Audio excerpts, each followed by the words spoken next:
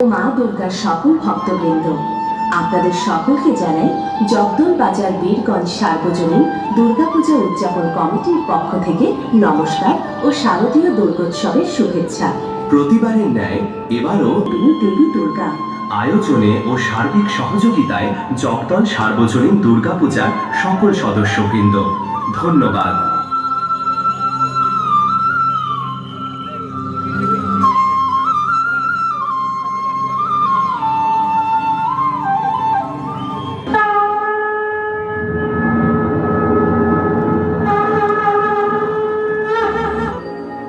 প্রণাম দেবাদিদেব।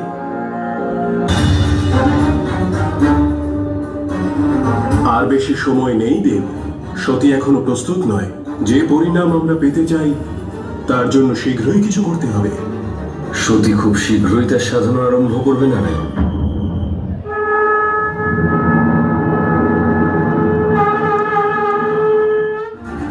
যে সমগ্র কৈলাসকে সুখে ভরিয়ে রাখে সেই সতী আজ এত বিষণ্ণ কেন? সতীর নয়, এ একজন কন্যার দুঃখ। পিতাশ্রী এমন কি করে করতে পারেন দেব? এত বড় যজ্ঞের আয়োজন করেছেন, রাজ্যের সকলকে আমন্ত্রণ জানিয়েছেন, আর নিজের কন্যার কথা একবারও মনে পড়ল না। যে বন্ধন ছিন্ন করেছ তার জন্য এত দুঃখ কেন? আমি এই জন্য দুঃখী নই শ্রীনারায়ণ যে আমার পিতা আমাকে উপেক্ষা করেছেন। আমার দুঃখের কারণ হলো ত্রিদেবের এক অন্যতম অংশ আমার স্বামীকে আমন্ত্রণ না জানিয়ে পিতা ওনাকে অপমান করেছেন। আমন্ত্রণ তো তাকেই জানানো হয় সতী, যাকে ব্যক্তি পছন্দ করে। প্রজাপতি দক্ষ যখন আমায় পছন্দ করেন না, তখন আমার অপমান কিসের? কিন্তু এ তো আমার অপমান দেব। আমি ওনার কন্যা, ওনার রক্ত, আর আপনি আমার স্বামী। ওনাকে যেমন পিতা বলে গ্রহণ করেছি, ওনারও আপনাকে আমার স্বামী হিসেবে গ্রহণ করতে হবে। আর উনি যদি তা না করেন তাহলে ওনাকে বাধ্য করবো আমি। চলুন মহাদেব, আমাদের সেই যজ্ঞে যেতেই হবে। তুমি তোমার পিতার সহিত সাক্ষাৎ করতে চাও, কিন্তু এই যজ্ঞ প্রজাপতি দক্ষ করছেন। বিনা নিমন্ত্রণে কোথাও যাওয়া তোমাকে শোভা পায় না সতী। আপনি আমার সাথে থাকলে সমস্ত কিছু শুভদেব। একজন কন্যার তার পিতার গৃহে যাওয়ার জন্য নিমন্ত্রণের কোনো প্রয়োজন নেই। তোমাকে আহ্বান না করা পর্যন্ত তোমার যাওয়া উচিত নয় সতী। আপনি না যেতে চাইলে আমি আপনাকে বাধ্য করব না, আর আপনিও আমাকে কোনো বাধা দেবেন না। আমার দিব্যি রইল মহাদেব, না আপনি আমায় বাধা দেবেন আর না আপনি আমার কাছে আসবেন ততক্ষণ, যতক্ষণ না সত্যি নিজে আপনাকে ডাকছে।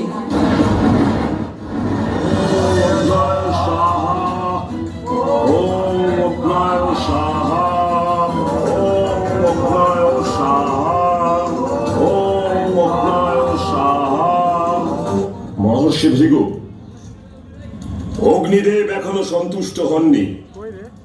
অগ্নি এখনো আহুতির পিপাসু হয়ে আছে।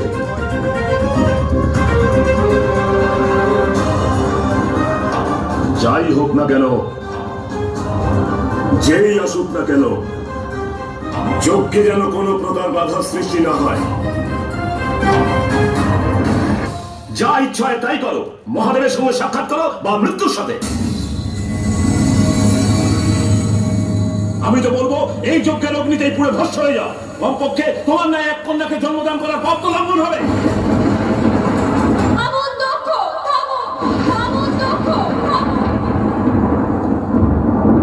আমি চাইলে এই মুহূর্তেই আপনাকে ভস্ম করে দিতে পারি আর এক নতুন প্রারম্ভের সূত্রপাত করতে পারি, কিন্তু আমার সমগ্র শরীরে আপনারই রক্ত বইছে। আপনি আপনার রক্তের অপমান করতে পারেন, আমি পারি না। জীবিত অবস্থায় আমি আমার পিতাকে পথ প্রদর্শন করাতে পারিনি, কিন্তু আমার চিতার আগুন আপনাকে সেই পথ প্রদর্শন করাবে। পিতা। আপনি বলেছিলেন না মহাদেব যে নিজের ভয়ের সম্মুখীন হও? আপনি বলেছিলেন না নিজের ভয়কে গ্রহণ করো? তাই আজ এই সতী তার ভয়কে গ্রহণ করছে।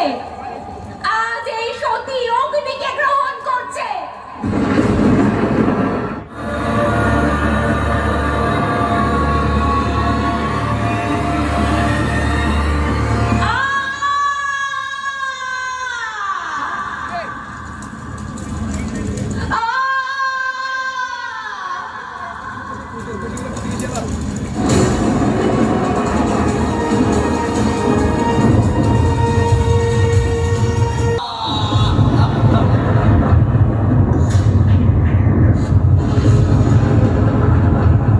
আমি তোমাকে নিরাশ করেছি, আমি অসফল হয়েছি, আমি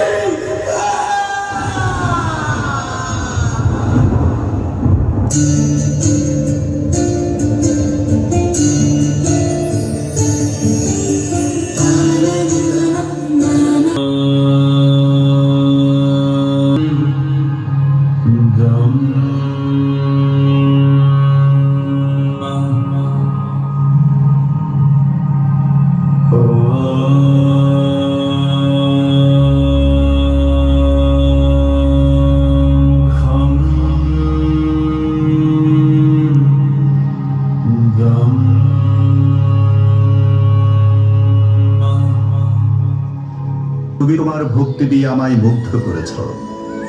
তপস্যা ভঙ্গ কর পুত্র, তোমার সাধনায় আমাকে আসতে বাধ্য করেছ। কি বর চাও বৎস? প্রভু অন্তর্যামী, আমার মনোবাসনা নিশ্চয় আপনি জানেন। আমি তপস্যা ঠিক কি কারণে করেছি। অবশ্যই অমরত্ব দান করা আমার ক্ষমতার বাইরে। তবে আমি তোমায় এই বর দিচ্ছি, স্বর্গ মর্ত পাতাল কোন পুরুষের ক্ষমতা হবে না তোমায় বধ করা।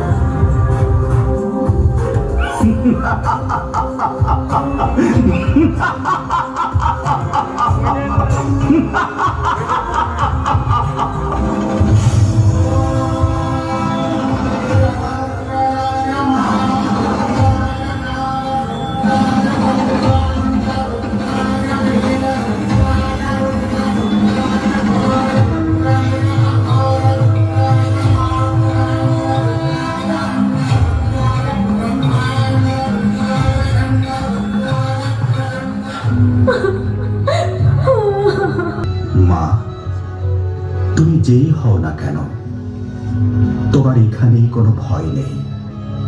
কাত্যায়নের আশ্রম সম্পূর্ণ নিরাপদ। তুমি আমার কুটির প্রাঙ্গণে অপেক্ষা করো। আমার যোগ্য হয়ে গেলে তোমার সমস্ত কথাটা শুনব। ওরে পাপিষ্ঠা নারী, তোর এত বড় সাহস!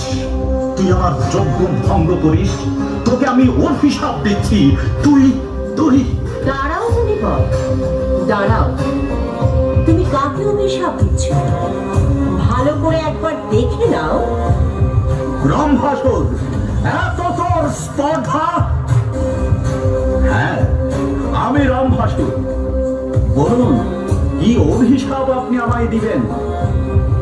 তুই নারী সেজে আমার সাথে যে প্রতারণা করেছিস, সেই নারীর হাতে হবে তোর মৃত্যু।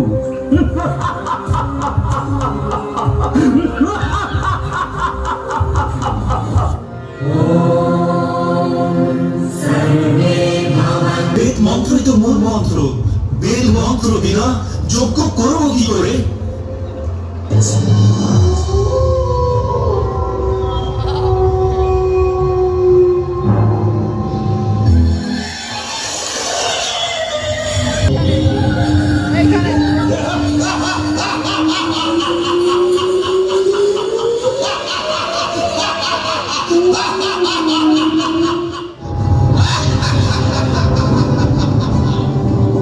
অর্কবাসীগণ শেষ হচ্ছে বেদ বিনা। এবার স্বর্গবাসীগণ ভুগবে। বেদ দ্বারা মহাবিনাশ করব আমি।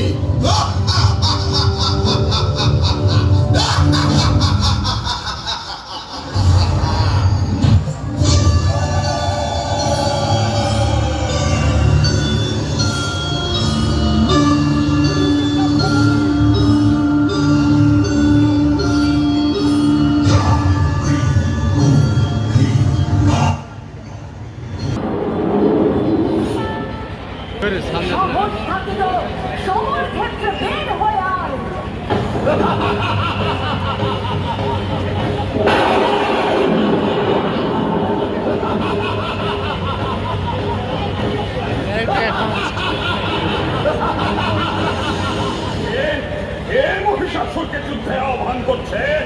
তোর অন্তিম কাল আসন্ন। এক নারীর এত বড় স্পর্ধা, যুদ্ধ করবে মহিষাসুরের সঙ্গে?